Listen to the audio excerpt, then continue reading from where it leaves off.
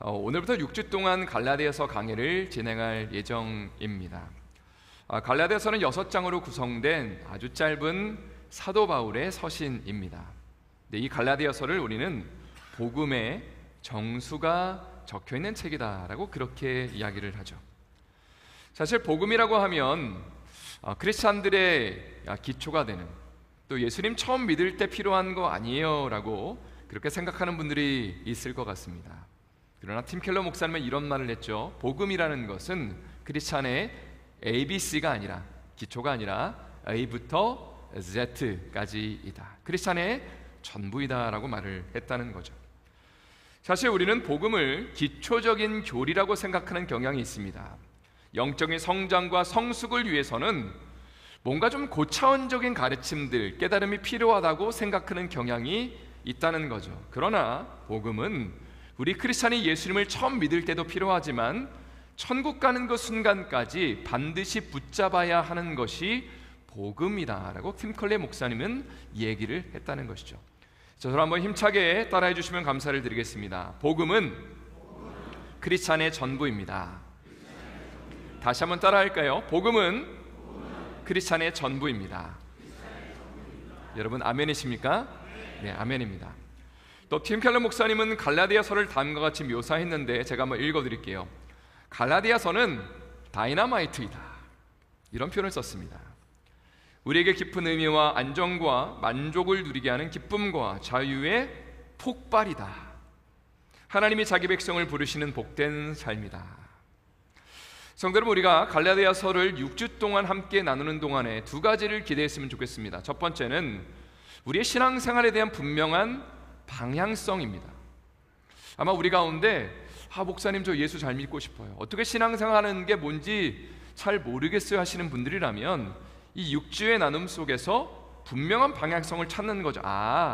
갈라디아에서 이야기하고 있는 이 복음만 붙잡으면 내가 신앙생활 성공한 거구나, 하나님이 원하시며 기뻐하시는 신앙생활 하는 거구나를 분명하게 마음 가운데 다짐할 수 있는 겁니다. 두 번째는 복음 안에서 우리에게 주시는 예수님의 기쁨과 자유를 마음껏 맛보기를 소망합니다. 그래서 팀 켈러 목사님이 자유와 기쁨과 정말 주님이 부어주시는 그 은혜의 폭발이 일어난다라고 표현을 했다는 거죠. 사실 겉으로 보기에는 문제가 없어 보이는 성도님들이 대부분인 것 같습니다. 그러나 마음속에 있는 여러 가지 갈등들, 우울함들, 열등감들, 어떤 마음의 전쟁의 문제에 대한 그런 어려움을 해결하는 데 필요한 것은 바로 복음이라는 것이죠.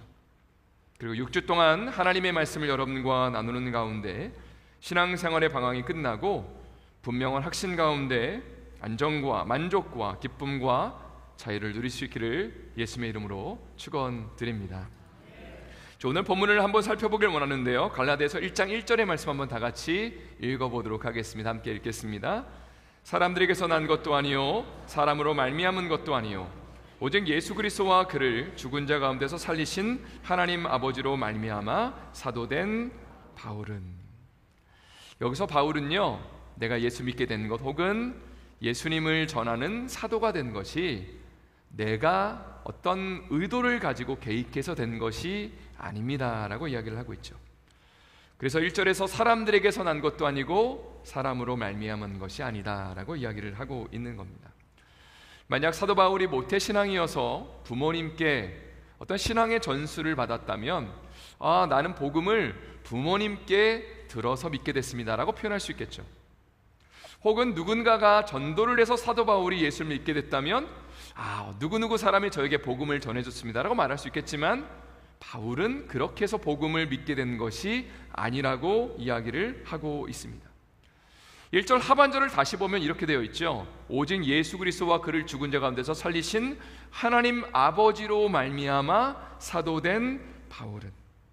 한마디로 말해서 예수님과 하나님이 그를 직접 불러주셔서 나는 크리스찬이 되었고 그리고 예수님을 증거하게 되었습니다 라고 이야기를 하고 있는 겁니다. 사도행전 9장에 보면 예수님이 사도 바울을 만나신 사건이 아주 자세하게 묘사되어 있는 것을 보게 됩니다. 다메섹 도상에서 예수 믿는 자를 이제 핍박하기 위해 예수 믿는 자들을 붙잡아서 감옥에 가두기 위해서 가는 그 길에 하늘로부터 정말 강렬한 빛이 그를 비추게 됩니다. 그리고 그것으로 인해서 눈이 멀게 되죠. 그리고 하늘에서 소리가 납니다. 사울아 사울아 어찌하여 내가 나를 핍박하느냐. 사울이 이렇게 말합니다. 당신은 누구십니까? 그때에 주님이 이렇게 말씀하시죠. 나는 네가 핍박하는 예수다. 그러면서 그가 아마 몸을 웅크리면서 두려움에 떨고 있을 때에 주님의 이런 감동을 주십니다. 일어나서 시내로 가라. 다메섹 시내로 가서 기다리고 있으면 너에게 누군가가 찾아올 것이고 그리고 너가 무엇을 해야 될지를 누군가가 알려줄 거다. 사울은 그 이후에 3일 동안 식음을 전폐하며 금식하게 되고 기도합니다. 그리고 3일 후에 아나니아라는 사람이 그를 찾아옵니다. 근데 참 신기한 건 뭐냐면 아나니아는 예수님의 제자였는데 사도 바울을 만난 적이 한 번도 없었던 사람이었고요. 바울도 아나니아를 전혀 모르는 사람인데 모르는 사람이 찾아와서 그에게 복음을 전해주고 그리고 그가 앞으로 무엇을 해야 될지를 가이드해주게 되는 것이죠. 사실 오늘 본문을 묵상하면서 우리는 이런 질문을 던지게 됩니다. 우리가 믿음으로 사도 바울이 다메섹 도상에서 예수님을 만났다는 것을 믿음으로 고백하고 있지만 어떤 분들은 이렇게 질문할 수 있죠. 진짜 만난 거 맞아? 헛것을 들은 건 아닌가요, 목사님? 그냥 길 가다가 음성 그냥 혼자 듣고 나서 이상한 음성 듣고 나서 예수님 만났다고 그가 그렇게 증언하는 거 아닌가라고 질문할 수 있다는 거죠. 한번 이런 가정을 해보도록 하겠습니다. 여러분이 오늘 집을 가시는 길에 아마 집에 가시는 시간까지는 눈이 안 오게 될 것이라고 믿습니다. 어쨌든 간에 운전을 조심스럽게 하시면서 집에 가시는 길에 갑자기 하나님의 음성을 들려주시는 거예요. 누구야 하면서 그리고 너 집에 가서 기다리고 있으면 사람을 보내줄 거다라고 주님이 말씀하십니다. 그럼 아마 그런 음성을 들으면 여러분 이런 생각 들을 거예요. 이거 내가 들은 거 진짜 맞나? 이거 어떻게 증명하지? 라고 생각할 거예요. 그런데 집에 가서 기다리고 있는데 진짜 여러분이 모르는 사람이 초인종을 누르고 하나님이 나를 당신에게 보내셨다고 하면서 여러분이 운전하면서 주님 앞에 들은 그 음성을 이분이 다 알고 있어요. 다 얘기하면서 무엇을 해야 될지를 이분이 알려준다면 그러면 우리는 이렇게 확증하는 거죠. 아, 내가 들은 음성이 진짜구나, 맞구나, 그렇게 확증할 수 있는 거죠. 이런 일이 마치 사도 바울에게 동일하게 지금 벌어졌다고 사도행전 9장은 기록하고 있는 겁니다. 지난주에 김강수 목사님이 오셔서 이런 말씀을 나누신 적이 있습니다. 금요일 날 아침에 기도하는 가운데 하나님이 이런 감동을 주셨다는 거예요. 어떤 감동 주셨냐면 이 본당 안에 오렌지색을 입고 있는 티셔츠를 입고 있는 그 어린아이들, 아주 애기들이 정말 너무 넘쳐나는 걸 봤다고. 그리고 중요한 게 뭐냐면 그 아이들을 케어하는 사람들이 바로 젊은 청년들이었다고. 제가 이야기를 금요일 날 점심쯤에 들었거든요, 처음으로. 근데 소름이 돋았습니다. 왜냐하면 안디옥 교회가 그동안 몇 달 동안 집중해서 기도한 게 딱 두 가지였거든요. 제 마음 가운데 그랬습니다. 첫 번째는 어린아이들, 젊은 세대의 부흥을 위해서 기도했고, 두 번째는 오늘 오후 1시 30분에 청년 예배가 시작되잖아요. 주님 청년들을 보내십시오라고 기도하고 있는데 하나님이 두 가지에 대한 그 감동을 목사님에게 주셨다는 얘기를 딱 들으니까 제 마음 가운데 어떤 생각이 들었냐면 하나님이 우리의 기도에 듣고 계시는구나. 아, 정말로 하나님이 원하시는, 기뻐하시는 그 일에 우리가 지금 동참하고 있구나라는 그런 확증이 저의 마음 가운데 왔다는 것이죠. 그래서 오늘 본문의 1절 말씀을 다시 한번 보시면 바울은 이렇게 이야기를 하고 있는 겁니다. 제가 예수님을 믿게 된 것, 또 제가 예수님을 전하게 된 것은 인간적인 어떤 의도와 계획을 가지고 된 것이 아니고요, 하나님이 저를 부르셔서 예수님이 저를 만나주셔서 된 겁니다 라고 이야기를 하고 있는 거고요. 또 갈라디아 성도들에게 편지를 보내면서 여러분들에게 복음을 전하는 것도 제가 계획해서 된 거 아닙니다. 하나님이 저를 그 땅 가운데 가라고 인도하셔서 여러분을 제가 복음으로 인도한 것뿐입니다 라고 이야기를 하고 있는 것이죠. 사실 우리 가운데 예수님을 어떻게 믿게 되셨어요? 라고 질문을 드리면 어떤 분들은 이런 대답을 하시는 분들이 있어요. 목사님, 저는 아내 라이드 주러 왔다가 교회도 안 다니고 그냥 주차장에 라이드 주고 기다리고 있다가 코가 깨서 그래서 이 자리에 앉아 있습니다 라고 말씀하시는 분들도 분명히 있을 겁니다. 그러나 분명히 우리에게 일어난 이런 일들은 우연히 일어난 것이 아님을 우리는 믿음으로 고백합니다. 아멘이시죠? 여러분들이 이 자리에서 예배하는 것이 결코 우연이 아니라 하나님이 우리를 불러주셨다는 것입니다. 아멘이시죠? 우리가 예수님을 믿음으로 고백하는 것은 그냥 우연이 된 것이 아니라 어떤 인간적인 설득으로 된 것이 아니라 성령 하나님이 여러분을 불러주셨기 때문에 예수님을 고백하게 된 것입니다. 여러분 아멘이십니까? 아멘입니다. 이제 2절과 3절 말씀을 한번 다 같이 또 읽어보도록 하겠습니다. 읽겠습니다. 함께는 모든 형제와 더불어 갈라디아 여러 교회들에게 우리 하나님 아버지와 주 예수 그리스도로부터 은혜와 평강이 있기를 원하노라. 바울은 지금 갈라디아 교회 성도들에게 은혜와 평강을 선포하고 있습니다. 이 두 가지 개념이 참 중요하다고 할 수 있는데 우리가 믿고 있고 알고 있는 복음을 딱 두 단어로 요약해주고 있기 때문에 그렇습니다. 그걸 한마디로 표현한다면 은혜 그리고 평강이라는 것이죠. 은혜는 자격이 없는 사람들에게 거저 선물로 주어지는 것입니다. 하나님 아버지께서 우리를 너무나 사랑하셔서 은혜로 당신의 아들을 이 땅 가운데 보내주시고 십자가에 죽이시고 부활시키셔서 예수 믿는 자들에게 은혜로 성령을 보내주신다라는 것이 은혜의 복음이죠. 그리고 그 은혜의 복음을 받아들이는 사람들에게는 평강이 넘쳐나게 됩니다. 먼저는 주님의 평강이 우리의 마음을 덮게 됩니다. 성령 하나님이 우리의 마음 가운데 오셔서 기쁨과 감사와 감격이 임하게 되고요, 그 은혜가 이제는 다른 사람과의 관계에서도 나타나게 되는 것이죠. 그렇다면 저는 여러분들에게 이런 질문을 드리고 싶습니다. 여러분은 이 은혜와 평강 두 가지를 제대로 누리고 계신가요? 예수 믿는 것이 정말로 기쁘고 감사하고 감격스러우십니까? 아니면 혹시 신앙생활의 매너리즘에 빠져 있지는 않으십니까? 저는 이런 도전을 드리고 싶습니다. 예수님의 복음을 제대로 믿는 것의 핵심은 은혜와 평강을 누리는 것이죠. 자, 그런데 우리 안에 기쁨과 평강과 감사가 흘러넘치지 않는다면 두 가지의 가능성이 있습니다.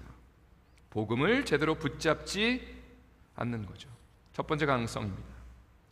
머리는 알고 있지만 복음 앞에 정말로 제대로 내가 결단해 본 적이 한 번도 없는 것이 첫 번째 가능성입니다.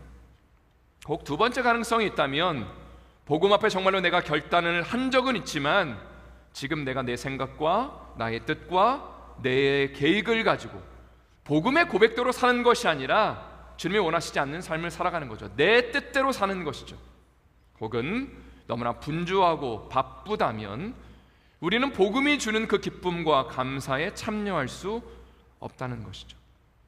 아마 6주 동안 갈라디아서를 나누는 동안에 우리가 정말 복음 앞에 제대로 서 있는 존재인지, 그리고 복음이 주는 그 은혜와 평강 가운데 참여할 수 있기를 예수님의 이름으로 축원드립니다. 오늘 본문의 6절과 7절 말씀을 한번 다 같이 읽어보도록 하겠습니다. 함께 읽겠습니다. 그리스도의 은혜로 너희를 부르신 이를 이같이 속히 떠나 다른 복음을 따르는 것을 내가 이상하게 여기노라. 다른 복음은 없나니 다만 어떤 사람들이 너희를 교란하여 그리스도의 복음을 변하게 하려 함이라. 6절에 보면 이런 표현이 먼저 등장합니다. 그리스도의 은혜로 너희를 부르신 이란 표현이 등장하죠. 앞에서 언급한 것처럼 하나님은 우리를 부르고 구원하실 때에 은혜로 부르셨습니다. 어떤 우리의 행위나 우리의 열심으로 우리의 어떤 의지를 가지고 주님을 따르도록 우리를 부르신 것이 아니라 당신의 충만한 은혜로, 그 풍성하신 은혜로 우리를 부르셨다라고 성경은 그렇게 선언하고 있는 거죠. 그런데 바울은 이러한 은혜의 복음을 떠나서 다른 복음을 따르는 것을 나는 좀 이상하게 생각한다라고 갈라디아 성도들에게 도전하고 있습니다. 복음만이 모든 것을 바꾼다라는 책이 있는데요, 이 책의 내용을 여러분과 잠깐 나누고 싶습니다. 여기 보니까 많은 사람들은 열심히 일함으로 자신의 정체성, 아이덴티티를 찾고자 한다라는 구절이 등장합니다. 무슨 말이냐면요, 동양 문화를 가지고 있는 사람들, 동양의 문화권에 있는 사람들은 주로 어떤 생각을 하면서 자랐냐면 부모에게 효도하는 것이 나의 인생의 어떤 가치를 실천하는 것이다라는 생각을 많이 갖고 있다는 거예요.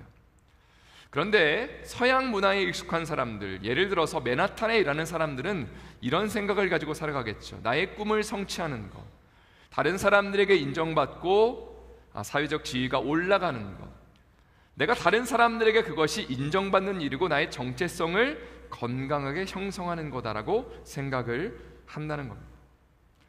자, 동양의 문화권에 있는 사람들이나 성의 문화권에 있는 사람들이나 한결같이 자신의 행위를 가지고, 자신의 열심과 노력을 가지고 부모를 기쁘게 한다든지 혹은 자기 자신을 기쁘게 하는 그런 노력을 하고 있다는 겁니다. 그러나 복음은 우리의 정체성에 대해서 이렇게 말을 한다는 거죠. 우리의 아이덴티티, 정체성은 우리의 힘으로 성취되는 것이 아니라 부여받는 것이고 선물로 주어지는 것이다. 쉽게 말해 교회에 한 번도 빠지지 않고 나옴으로, 혹은 봉사를 하고 헌금을 함으로, 착한 사람으로 살기 위해 노력함으로 내가 크리스찬의 정체성을 획득하는 것이 아니라는 거죠. 복음은 오히려 우리에게 이렇게 도전한다는 겁니다. 하나님의 아들이신 예수님이 나를 조건 없이 사랑하시기에, 나를 십자가에서 무조건적으로 받아주셨기에, 나의 연약함과 상처와 아픔을 대신 짊어주셨기에, 그래서 나는 늘 사랑받는 자가 되었고, 그리고 나는 예수님 때문에 하나님의 아버지의 사랑을 누리게 되었고, 이제는 내가 사는 것이 아니라 예수로 사는 존재가 되었습니다. 나의 어떤 노력을 통해서 내가 존재를 인정받는 사람이 아니라 바로 예수 그리스도의 십자가를 통해 나는 죽고 나는 다시 살게 되었습니다라고 고백하는 것이 바로 복음의 메시지라는 거죠. 그리고 이 복음에 참여하면, 은혜의 복음에 참여하면 평강에 참여하게 되고 감격과 기쁨을 누리게 된다는 것입니다. 그러나 우리는 잘못된 복음, 다른 복음을 따르는 경우가 너무나 많이 있습니다. 한번 여러분 자신을 돌아보십시오. 우리의 행위를 의지하는 것, 종교적인 열심과 노력을 의지하는 것, 혹은 내가 갖고 있는 것, 내가 소유하는 것, 나의 어떤 학력이나 부와 집안을 가지고 내가 가지고 있는 여러 가지 것들을 동원해서 나의 삶의 풍성함을 누릴 수 있다고 생각하는 것, 나의 삶의 행복을 누릴 수 있는 비결이 나의 어떤 열심들, 나의 노력들, 나의 행위로부터 오는 것이라고 생각하는 것이 다른 복음이라는 거예요. 그러나 복음은 그렇게 말하는 것이 아니라 오직 예수 그리스도의 십자가를 통해, 그분이 나를 위해서 십자가에서 피 흘려주시고 전부를 주시고 나를 위해서 자신의 삶을 내어주신 그 사건 하나만으로 그거를 내가 100% 온전히 마음 가운데 받아들일 때에 은혜가 임하게 되고 주님의 평강이 임하게 되고 기쁨과 감사가 넘치면서 나의 삶 전부를 주님 앞에 드리게 된다라는 것이 바로 주님이 기뻐하시는 복음의 내용이라는 겁니다. 조금 전에 소개해드린 복음만이 모든 것을 바꾼다라는 책에 보면 2000년 전에 복음이 증거됐을 때에 다른 종교가 가르치지 않았던, 주지 못했던 두 가지를 복음이 제시했다라고 이 책은 이야기를 하고 있습니다. 그건 바로 은혜로 얻는 구원이고요, 두 번째로 하나님과의 관계에서 경험하는 사랑입니다. 조금 어려운 얘기가 될 수 있는데 제가 한번 설명을 드리도록 하겠습니다.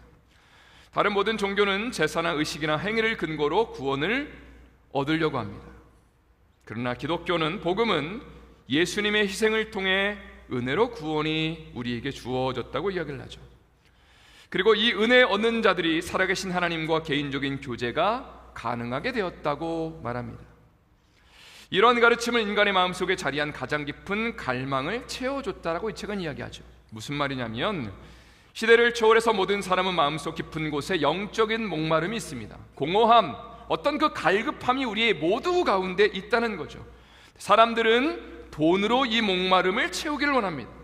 명예로, 관계로, 행위로 이 목마름을 채우려고 하는 것이 모든 인간의 마음 가운데 있는 어떤 그 갈급함을 해결하는 방법이라는 거죠. 자, 그런데 복음은 하나님이 우리를 너무나 사랑하셔서 은혜로 자신의 아들을 이 땅 가운데 보내셨다라고 이야기를 합니다. 우리가 잘 알고 있는 복음의 내용이죠. 누구든지 그를 믿는 자는, 중요한 것이 살아계신 하나님과 개인적인 만남이 시작된다. 이 만남과 교제 속에 우리의 근본적인 목마름이 채워지게 된다라는 것이 복음의 본질이라는 거죠. 하나님과의 관계가 회복되는 것, 주님과 마음껏 교제할 수 있는 것, 그분을 아버지라 부르고 예배하는 가운데 주님이 주시는 그 기쁨과 감사와 감격, 하늘의 생수가 성령 하나님이 우리 마음 가운데 들어오시는 가운데 찬양이 흘러나오고 살아계신 하나님과 교제하는 가운데 그 목마름이 채워지는 것이 복음의 본질이라는 거죠. 그러나 2000년 전에 아마 갈라디아 교회 성도들은 이런 어떤 복음의 본질을 붙잡지 않고요, 우리의 노력과 열심, 우리의 행위, 할례 받는 것, 이런 어떤 종교적인 의식을 통해 목마름을 해결할 수 있다라고 믿었다는 거죠. 그래서 바울은요, 다른 복음을 붙잡지 말아라 라고 그렇게 경고하고 있는 것입니다. 자, 오늘 본문의 8절과 9절 말씀 한번 다 같이 읽어보도록 하겠습니다. 함께 읽겠습니다. 그러나 우리나 혹은 하늘로부터 온 천사라도 우리가 너에게 전한 복음 외에 다른 복음을 전하면 저주를 받을지어다. 우리가 전에 말하였거니와 내가 지금 다시 말하노니 만일 누구든지 너희가 받은 것 외에 다른 복음을 전하면 저주를 받을지어다. 참 심각한 경고를 하고 있는 겁니다. 이제 마지막으로 한 가지 이야기를 나누고요, 말씀을 마치기를 원합니다. 지난주에 선교 사명자 대회를 은혜 가운데 마쳤고요, 또 광고 시간에 나눈 것처럼 다음 주에는 선교에 대한 작정을 여러분과 함께하는 시간을 갖기를 원합니다. 그런데 우리가 믿고 따르는 이 복음과 그리고 선교가 어떻게 연결되는지를 잠깐 여러분과 함께 나누고 싶습니다. 조금 있다가 제가 고린도후서 8장 9절 말씀을 읽을 건데요, 사도 바울은 고린도후서 8장에서 성도들에게 헌금에 대한 이야기를 하고 있습니다. 사실 이제 막 예수 믿은 지 얼마 되지 않는 사람들에게 헌금 얘기를 하는 것은 상당히 좀 부담이 되는 일이었을 거라고 생각을 합니다. 바울은 그들에게 헌금해야 된다, 왜 안 하냐, 이렇게 뭔가 강요하는 것이 아니라 어떤 접근을 취하고 있냐면 복음이 무엇인지를 생각해 보라고. 우리가 믿고 따르는 복음이 우리의 삶에 어떤 은혜와 충만함을 줬는지를 기억하면서 그러므로 우리가 하나님의 선교나 헌금에 동참해야 된다라고 권고하고 있다는 겁니다. 아까 제가 소개해드린 책에 나오는 내용인데, 우리가 물질을 나누는 삶을 실천하는 데는 두 가지 어려움이 있다고 합니다. 첫 번째는 교만이고 두 번째는 염려입니다. 교만은 이런 거죠. 돈에 대해서 이렇게 생각을 하는 겁니다. 이거 내 힘과 내 능력으로, 내 지혜로 내가 번 건데 이걸 왜 주님 앞에 드려, 이걸 왜 다른 사람들한테 나눠라고 생각하는 것이 교만이다라고 이야기를 하는 거고요. 두 번째 장애물은 염려입니다. 우리의 재물을 주님 앞에 드리면, 선교를 위해 드리면, 다른 사람들에게 나누면 이거 내가 먹고 사는 것, 이거 내가 뭔가 지장 있는 거 아닌가라고 그렇게 두려움에 빠질 수 있다는 거죠. 그런데 이에 대해서 사도 바울은 고린도후서 8장 9절에서 다음과 같이 이야기를 하고 있습니다. 한번 다 같이 읽어보도록 하겠습니다. 시작. 우리 주 예수 그리스도의 은혜를 너희가 알거니와 부요하신 이로써 너희를 위하여 가난하게 되심은 그의 가난함으로 말미암아 너희를 부요하게 하려 하심이라. 바로 예수님의 은혜에 대해서 이렇게 언급하고 있습니다. 부요하신 자로서 너희를 위하여 가난하게 되셨다. 하나님의 아들이신 그분이 하늘 보좌를 버리고 이 땅 가운데 오셔서 가난하게 되심으로 너희가 부요하게 되었다. 우리가 예수님을 믿고 난 다음에 누리게 되는 그 은혜와 평강과 그 기쁨과 감격들이 원래는 예수님이 하늘에서 마음껏 누리고 계신 거였는데 이것을 주님이 우리에게 나눠주시고 자신은 가난한 자가 되셔서 십자가에 못 박혀 죽으심으로 이 은혜의 혜택이 우리 가운데 주어지게 되었다는 것입니다. 근데 만약에요, 예수님이 이런 생각을 하셨다면 어떨까요? 하늘 보좌를 버리지 않으시고 이거 내 건데 이걸 왜 내가 다른 사람들한테 나눠줘 라고 생각하셨다면요, 혹은 이거 다 나누고 나면 나는 어떡하라고요 라고 그렇게 염려하셨다면 아마 우리는 복음의 혜택을 누리지 못했을 것입니다. 그런데 사도 바울은 지금 재물의 적절한 사용에 대해 고민하는 고린도 교회 성도들에게 이렇게 말을 하고 있다는 거죠. 여러분, 복음이 무엇인지를 기억하십시오. 복음은 우리의 왕 되신 예수님이 우리를 위해 어떤 본을 보여주셨는지를 기억하는 것입니다. 또한 하나님이 우리에게 주신 재물과 시간과 에너지가 우리의 것이 아니라 주님이 우리에게 주신 것임을 기억하십시오. 주님이 우리에게 도전하십니다. 고린도후서 8장의 내용이에요. 주님 앞에 풍성한 삶을 살며 하나님의 나라와 영광을 위해서 우리의 것을 내어드리는 삶을 살면 주님이 이렇게 말씀하시죠. 복음의 정신을 실천하는 것이다. 마음껏 주님 앞에 온전히 맡겨드리고 드리면, 풍성히 드리면 하나님이 약속하시죠. 내가 풍성하게 채워주겠다. 나의 살아계심을, 나의 어떤 일함을 너에게 풍성하게 부어주겠다라고 말씀하시는 것이 바로 사도 바울이 고린도후서 8장에서 고린도 교회 성도들에게 도전하는 내용입니다. 성도 여러분, 다음 주일에 우리는 선교지와 선교 헌금 작정을 하게 됩니다. 광고 시간에 말씀드린 것처럼 교회 처음 오신 분들이나 구원의 확신이 없는 분들은 정말 부담을 갖지 않으셔도 괜찮습니다. 그러나 예수님의 복음을 깨닫고 복음의 정신대로 살기를 원하시는 분들이라면 우리는 이제 하나님 앞에 좀 결단의 시간들이 필요하다는 것이죠. 한 주 동안 기도하시는 가운데 주님의 뜻을 물으시고요, 주님의 나를 위해서 어떤 풍성한, 그 풍요한 것들을 내려놓으셨는지, 그리고 그 풍요함 가운데 나에게 어떻게 그 풍요를 나눠주셨는지를 여러분 기억하시면서 나의 삶 가운데 어떻게 복음에 참여할 수 있을지, 또 그 복음의 풍성함을 어떻게 내가 다른 사람들에게 나눌 수 있을지를 고민하면서 기도하며 이 한 주를 보내셨으면 좋겠습니다. 이런 은혜와 축복이 우리의 삶에 넘쳐날 수 있기를 예수님의 이름으로 축원드립니다.